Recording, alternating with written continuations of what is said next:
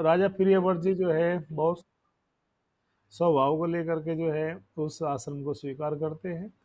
तो आज हमने कौन से श्लोक से शुरू करना है, मैसेज कीजिए। जो हमने बताया था कि नोट कर लीजिए, कल हम यहाँ से शुरू करेंगे। तो उस स्वभाव को लेकर के हमें जो है क्या करना चाहिए, पूरी बुद्धिमत्ता के साथ जो है आ, प्रयास करना चाहिए भगवत भक्ति में लगने का।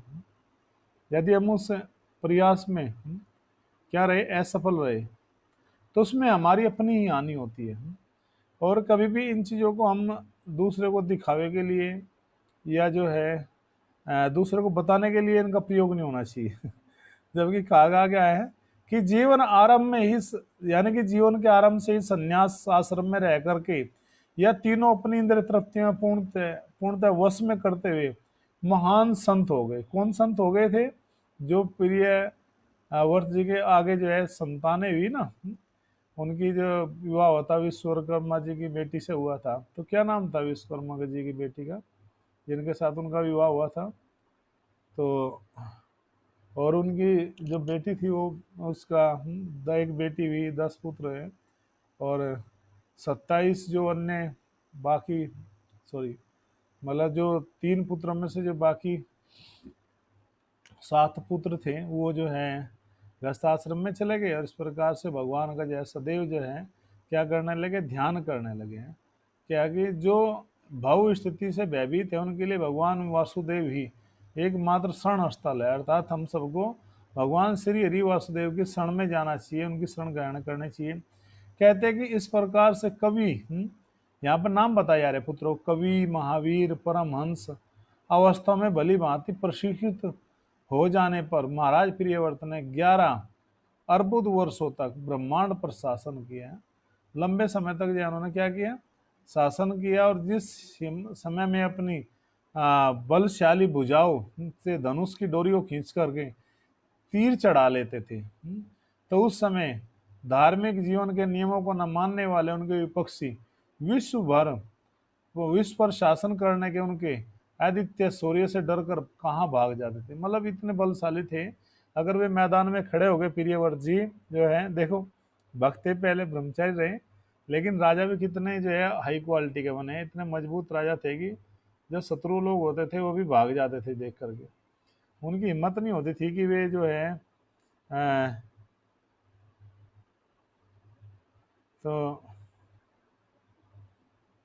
तो वे भी घबरा जाते थे। लेकिन यहाँ पर कह रहे कि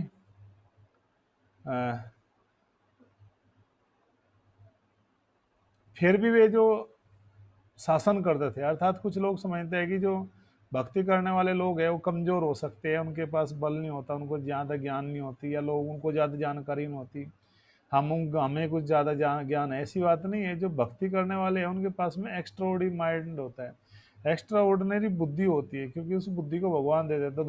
ददामी बुद्धि योगम तम के ज्ञान उत्तमम। हे अर्जुन, उस बुद्धि को प्रदान करूंगा जिसके द्वारा तुम उस उत्तम ज्ञान को प्राप्त कर पाओगे। ये कौन कह रहे हैं? ये भगवान कह रहे हैं। किसको कह रहे हैं? अर्जुन को कह रहे हैं। कहाँ कह रहे हैं? भगवत गीता में कह रहे हैं। उसको आप जान सकते हो। अर्थात ये आंसर मिल गया कि भक्त के बाद में बहुत कुछ एक्स्ट्रा मस्तिष्क होता है। वो सामने वालों को बोलते नहीं, लेकिन वो पहचान लेते, स्कैन हो जाता, पूरी बॉडी स्कैन हो जाती है कि सामने वाला क्या चाहता है।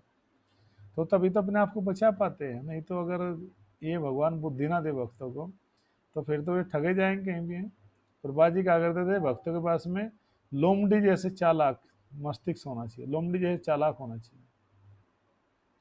और कहते हैं कि इसमें धार्मिक नियमों पर मानने वाले लोग भाग जाते थे दूर।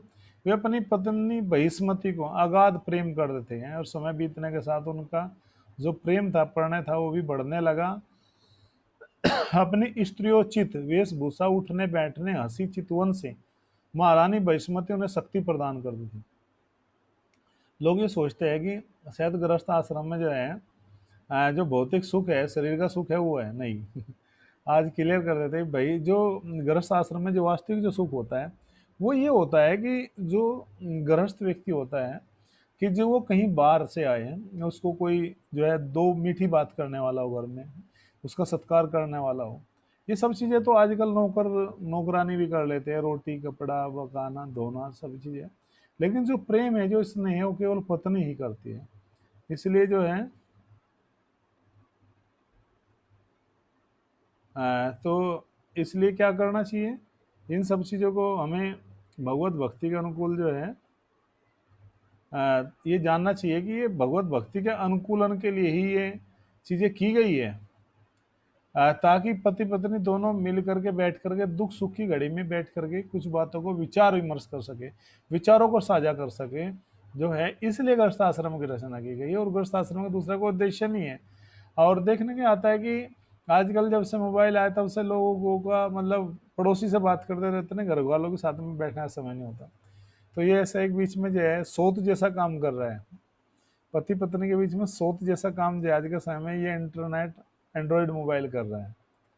क्यों कर रहा है? क्योंकि वो परिवार के बीच में रहते हैं तो वे बात ही नहीं कर पाते, पूरा ऐसे में निकल जाता है, पूरा संडे से मंडे ऐसे निकल जाता है।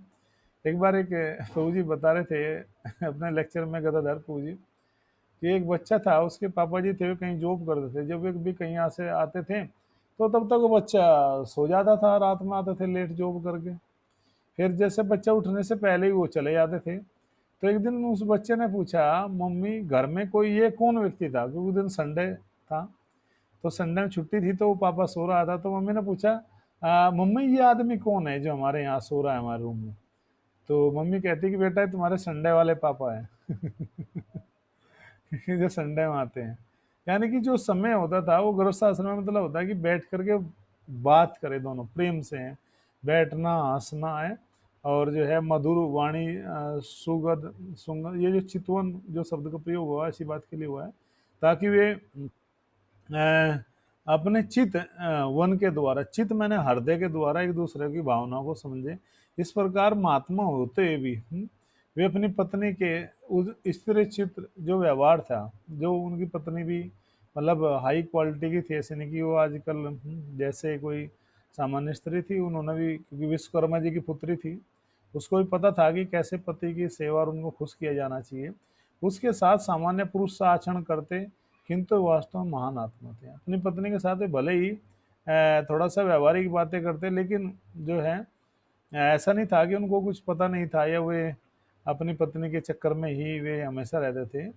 लेकिन फिर भी वे जो है इस तरह से कहते हैं कि ब्राह्मण तथा सन्यासियों को स्त्रियों से किस प्रकार के प्रोत्साहन की आवश्यकता नहीं होती। जो सन्यासी है ब्राह्मण हो उस क्वालिटी को उनको प्रोत्साहन की आवश्यकता नहीं होती है, किंतु अक्षत्रिय गृहस्थों को अपने कर्तव्य पालन के लिए अपनी पत्नियों से प्रोत्साहन लेने की आवश्यकता होती है। कृपा जी लिखते हैं, वास्तविकता यह है कि यदि कोई गृहस्थ या क्षत्रिय अपनी पत्नी के सहयोग के बिना दायित्व तो अच्छी तरह से निभा नहीं सकता। दोनों की जरूरत है, गृहस्थ को भी और एक क्षत्रिय को भी।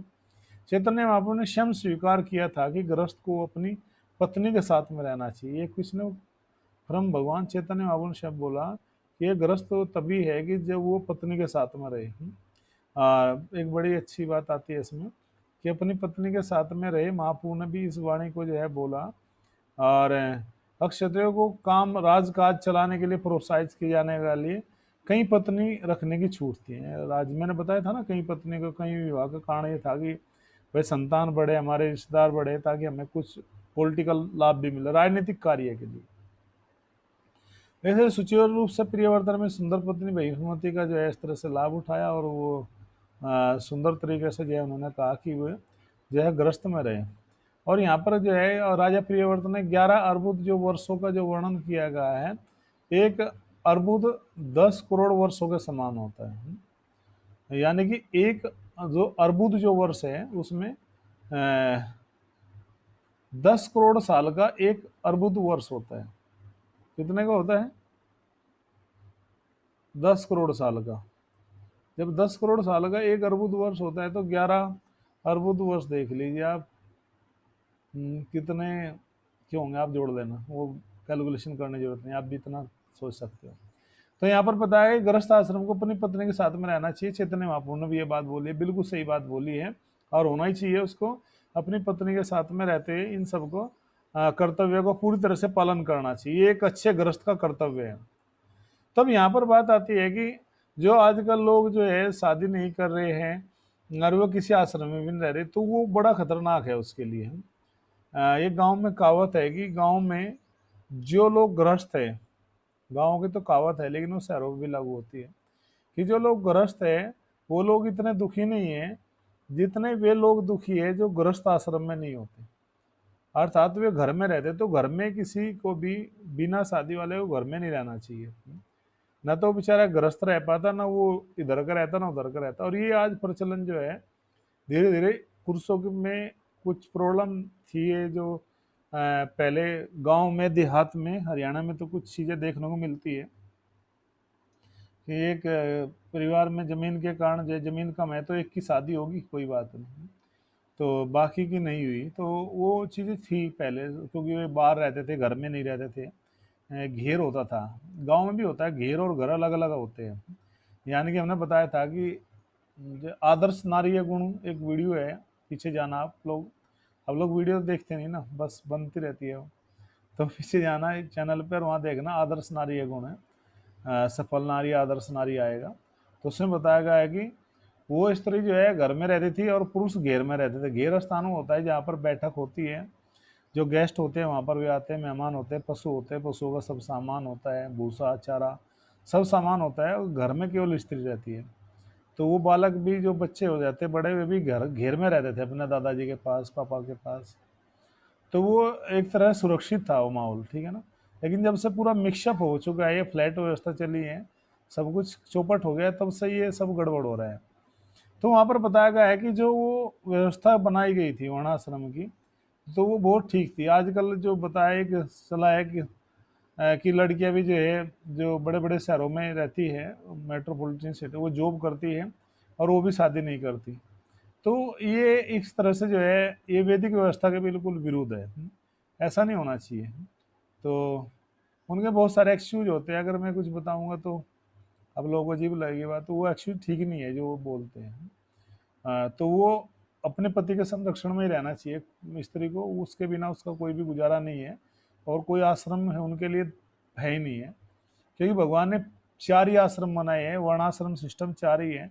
लेकिन आजकल भक्तों ने या लोगों ने जो है, भक्तों नहीं कहेंगे, जो लोग बाहर की दुनिया के रहने वाले हैं, उन्होंने एक 5वां आश्रम बना लिया है। उस आश्रम का नाम सुनना चाहोगे? उस एक एक हमारे जो है शिवानंद प्रभु जी थे अब पुणे में, तो मुझे कह रहे थे कि कई लोगों को बोलते हैं, जब मंदिर में थे हम, दिल्ली मंदिर में गुरुकुल की ओर वहाँ पर रहे थे हम 6 महीने, तो कहते थे कि एक आश्रम नया चला है। मैंने कहा कौन सा? कहते थे उस आश्रम का नाम है ब्रह्मस्त आश्रम। ब्रह्म मस्त आश्रम, यानी कि ब्रह्म का आचरण कर रहे हैं बाहरी रूप से, लेकिन चाहते उसमें मौज मस्ती है। यानी कि बाहर से वो सब कुछ कर रहे हैं, त्यागी भी बन रहे हैं, सब कुछ कर रहे हैं, लेकिन वो जो है नहीं, वो उसका पालन कर रहे हैं। एक बार तो हंसी आती है कि बिहार में हम लोग प्रचार कर रहे थे, तो बिहार में हम ट्रेन में जा रहे थे, तो जसीडी जा रहे थे। जसीडी जो है बैजनाथ धाम का जो स्थान है, उसका नाम जसीडी है। कभी बैजनाथ धाम जाऊंगा तो बैजनाथ धाम के नाम से स्टेशन नहीं है, स्टेशन है जसीडी के नाम से। तो जब हम जा रहे थे तो जमुई से, और बैजनाथ धाम झारखंड वहाँ शुरू होता है, पूरा वो एरिया नक्सलाइट एरिया बिहार का, अच्छा इलाका पटना से आगे। तो हम लोग गए वहाँ, 2-3 बार प्रचार के लिए गए, लेकिन अब कोरोना की वजह से नहीं जा पा रहे, बीच में ज़्यादा थे गर्मी में। तो जब हम लोग जा रहे थे तो हुआ क्या अचानक ही कि एक व्यक्ति टीचर था वो, और ऐसी बातचीत होने लगी, तो वो गृहस्थ मतलब शादी के विषय में पूछ रहा था। तो हमने कहा कि तो अगर कोई नहीं करता है तो उसको आश्रम में रह करके गुरु के आगे के अनुसार जो है भजन करना चाहिए। तो उसने एक बड़ा अजीब गरीब अपना क्या दिया, मतलब एक्सक्यूज दिया। कहता है कि प्रभु जी, जो शायद जिनकी शादी नहीं होती वो भक्ति लाइन में जाते हैं। मैंने कहा ये कोई एक्सक्यूज थोड़ा ही हुआ कि जिनकी शादी नहीं हुई भक्ति लाइन में जाएंगे। कितने लोग हैं जिनकी शादी नहीं हुई, क्या वे सब संत बन गए? क्या वे घर में नहीं? वो रेस्पॉन्सिबिलिटी लेकर के जाना होता है। तो इसलिए आश्रम में उन चीज़ों को हमें रखना ही पड़ेगा, केंद्र बिंदु रखना पड़ेगा। ये किसी व्यक्ति विशेष का आक्षेप नहीं है, ये एक जिम्मेदारी की चीज़ है। कोई ये ना समझे कि भाई हम किसी को वो कर रहे हैं, टारगेट नहीं कर रहे हैं। लेकिन शास्त्रों में बताया गया, चैतन्य महाप्रभु को हमने कोट किया है, देख सकता है कोई। और जब प्रियव्रत ने अपना रथ सूर्य के पीछे आंका है, तो फिर राजा प्रियव्रत इतने शक्तिशाली थे कि उन्होंने अपना एक बार रथ जो है सूर्य के पीछे आंका, उनके जो है रथ के पहियों की परिधि से जो चिन्ह बन गए हैं, बाद में वही जो है 7 समुद्र बने। तो कुछ लोग कहते हैं कि समुद्र कैसे बने, तो यहाँ पर ये भी एक कल्प की घटना है कि जो है भूमंडल 7 द्वीपों में विभाजित हो गया, अर्थात ये जो है 7 द्वीप बन गया, अलग अलग द्वीप है, तो 7 द्वीप बन गया। कभी कभी अंतरिक्ष लोगों को द्वीप कहा जाता है, द्वीप कहा जाता है, अलग अलग द्वीप है। उनके रथ के पहियों की परिधि से जो चिन्ह बन गए थे वही बाद में समुद्र हो गया और भूमंडल 7 द्वीपों में बट गया। जैसे कि नवद्वीप हम क्यों बोलते हैं? नवद्वीप का मतलब क्या होता है बताओ, कौन बताएगा नवद्वीप का मतलब क्या होता है? नवद्वीप मंडल की बात सुनते हैं, नवद्वीप मंडल परिक्रमा, इसका मतलब होता है कि 9 आइसलैंड है, आइलैंड हो गए हैं। आइलैंड का मतलब होते हैं अलग अलग द्वीप जो बीच में जल जल भरा हुआ है और टापू जैसे है, आसपास जो है टापू के जैसे हो गए हैं, तो उनको द्वीप बोलते हैं। तो इस तरह से वे जो है विभक्त हो गए हैं। और अंतरिक्ष, कभी कभी अंतरिक्ष लोकों द्वीप कहा गया, सागरों के विभिन्न प्रकार से जो है ये 14 लोकों में भी आकाश रूपी सागर के द्वीप है। जो 14 लोक है इनमें भी आकाश रूपी जो सागर है उसमें भी अलग अलग द्वीप दिखाई देते हैं सूर्य के। पीछे रथ हाँकते प्रियवर्त ने 7 विभिन्न सागरों, अलग अलग 7 सागर है और लोकों की सृष्टि की, जिन्हें मिलाकर भूमंडल या भूलोक कहा जाता है। उन्होंने 7 इस तरह से की, इसलिए हम लोग क्या है गायत्री मंत्र में ओम भूर भुआ स्वा तत् सवितुर वरेण्यम जप करते हैं, अर्थात भूलोक के ऊपर भूलोक है, उससे भी ऊपर जो है स्वर्लोक है, और सबका नियंत्रण सविता यानी कि सूर्य द्वारा किया जाता है। प्रातः काल उठने पश्चात गायत्री मंत्र जपने से सूर्य देव की आराधना की जाती है। ये जो गायत्री मंत्र है विशेष रूप से सूर्य देव के लिए है, तो इसका जो है जप करना होता है, इसका जाप करना होता है, उसको उच्चारण नहीं करना होता है। हम जो सूर्य उदय होने से पहले सब भक्त लोग क्या करते हैं, जो ब्राह्मण दीक्षित है वो जनेऊ के ऊपर जो है गायत्री करते हैं, उसमें से ये गायत्री भी एक है, अन्य और भी गायत्री है। तो यहाँ पर बताएगा और भी लोक है ये, इस के द्वारा अर्थात जो है यहाँ पर जो हमारा गायत्री मंत्र है उसमें भी ये वर्णन किया गया है कि सबसे ऊपर कौन है, सूर्य देव है। कहते हैं कि ये सातों जो समुद्र है, 7 के 7 जो समुद्र है, अब सुन लो भाई इनमें क्या भरा हुआ है पूछेंगे हम। तो इसमें जो है खारे जल, खारा जल है जो इस संसार में मिल जाए, खारा जल बस यहाँ खारा जल ही मिलेगा है ना। यहाँ पर फिर गन्ने का रस है ना, सुरा है, सुरा यानी कि शराब है ना, घृत यानी कि घी है, दुग्ध दूध भी नहीं है, मट्ठा है, मीठे पेयजल से पूर्ण है। ये 7 समुद्र है जिसमें खारा जल होता है। जो 7 समुद्र है वे जो बने थे उनमें खारे का जल है, ईख ईख के रस का भी जल है, ईख का रस भरा हुआ है इसमें, जो गन्ना होता है शुगर कैन, और शराब का सागर है एक, घी का सागर है, दूध का सागर है, दही का सागर है, और मीठे पीने वाले जल का भी सागर है। इस तरह 7 सागर है। सभी द्वीप इन सागरों से परिपूर्णतः घिरे हुए हैं, सारे द्वीप जो है इन सागरों से घिरे हुए हैं, और प्रत्येक समुद्र जो है घिरे हुए द्वीप के समान चौड़ा है, जो हर समुद्र है पूरा खूब चौड़ा है। और रानी बहिष्मति के पति महाराज प्रियव्रत ने इन द्वीपों का एक छत्र राज्य अपने पुत्रों को दे दिए। सारे के सारे द्वीप अपने पुत्रों को सौंप दिए। इस प्रकार अपने पिता के आदेश से ये वे सब राजा बन गए। इस प्रकार से जो है कहते हैं कि प्रत्येक द्वीप विभिन्न प्रकार के सागरों से घिरा है, और यहाँ का आगे कि प्रत्येक सागर की चौड़ाई उस द्वीप के समान है जिससे वह घेरता है, किंतु सागरों की लंबाई द्वीपों की लंबाई के समान नहीं हो सकती। आचार्य राघव आचार्य के अनुसार प्रत्येक प्रथम द्वीप की जो चौड़ाई है 1,00,000 योजन है। हाँ तो क्या है, तो योजन है, एक योजन 8 मील के बराबर होता है। नोट कर लो ये बात, फिर बार बार बता जाए। 1 योजन जो है 8 मील के बराबर है, और 1 मील जो है में जो है 3 किलोमीटर होते हैं, तो 8 तो ये 24, इतना लंबा मतलब एक योजन का बताया गया है विस्तार। 1 योजन 8 मील के बराबर है, और 1 मील में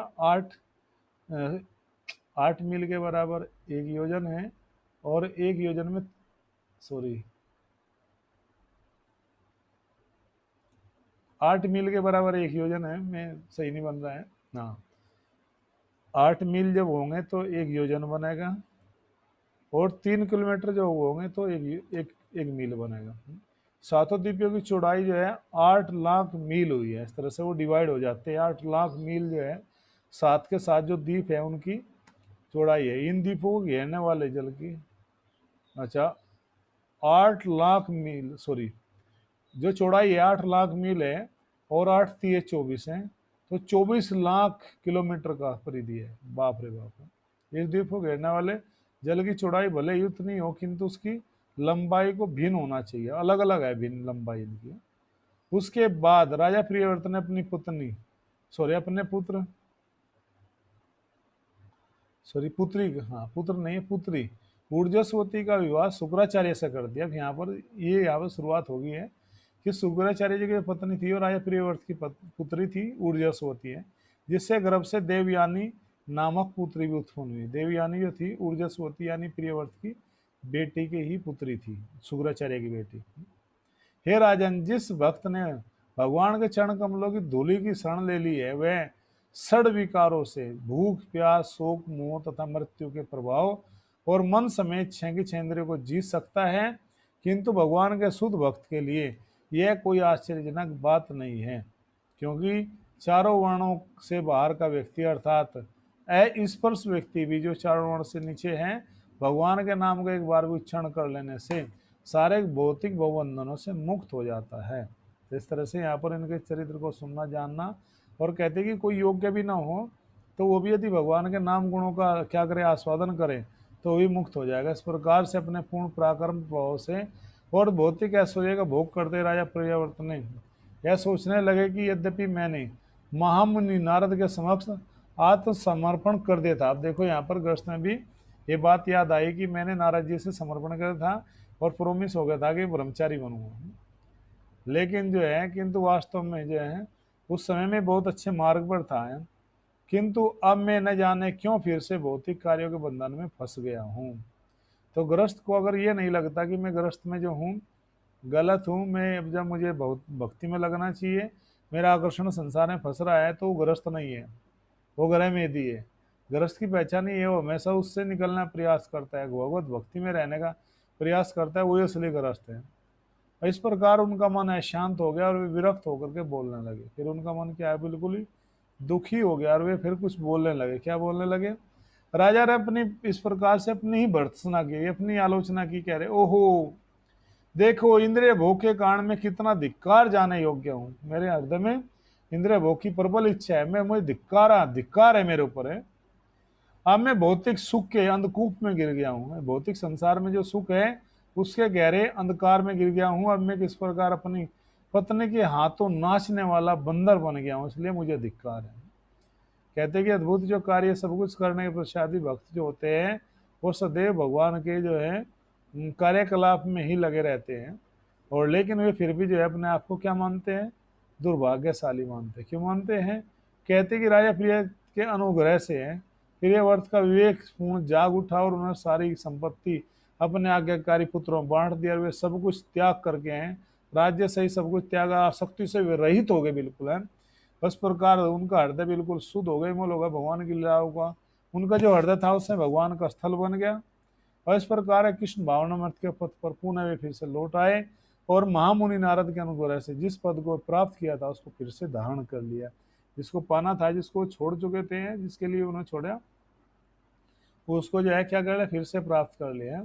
और कहते हैं कि इस प्रकार से महाराज प्रियव्रत ने भगवान के अतिरिक्त और कोई मतलब कोई नहीं कुछ कर सकता था। उन्होंने रात्रि के अंधकार को दूर किया और अपने रथों के पहियों को की जो नेमी है उससे 7 समुद्र बना दी। फिर उन्होंने रथ पे चले हुए और विभिन्न प्रकार के झगड़ों को रोकने के लिए राजा प्रियव्रत ने नदियों पर्वतों के किनारे वनों के द्वारा राज्य की सीमाएं निर्धारित की कि भाई झगड़ा ना हो। वनों के द्वारा होती है ये वन इस राज्य में, नदियों के द्वारा होती है कि हरियाणा की इस तरफ यमुना जी है, इधर आएंगे तो ये उत्तर प्रदेश शुरू हो जाता है। ऐसे सीमाएं निर्धारित होगी जिससे कोई एक दूसरे की संपत्ति में न घुस सके। तो ये भी सबसे महत्वपूर्ण कार्य किया, समय का निर्धारण किया। और नारद मुनि के महान अनुयायी तथा भक्त प्रियव्रत ने अपने सकाम कर्मों तथा योग से प्राप्त समस्त भौतिक ऐश्वर्य, चाहे वह किसी प्रकार का सर्वलोक है, अधोलोक हो, मानव समाज का हो, उन सबको उसने नरक तुल्य समझ लिया। नरक तुल्य समझकर उसकी आसक्ति को त्याग दिया। कहा कि भौतिक संपत्ति को छोड़ देने में ही कल्याण है, मुझे भगवत भक्ति में लग जाना चाहिए। वो फिर से अपने दिव्य पद को प्राप्त कर लिया। हरे कृष्ण।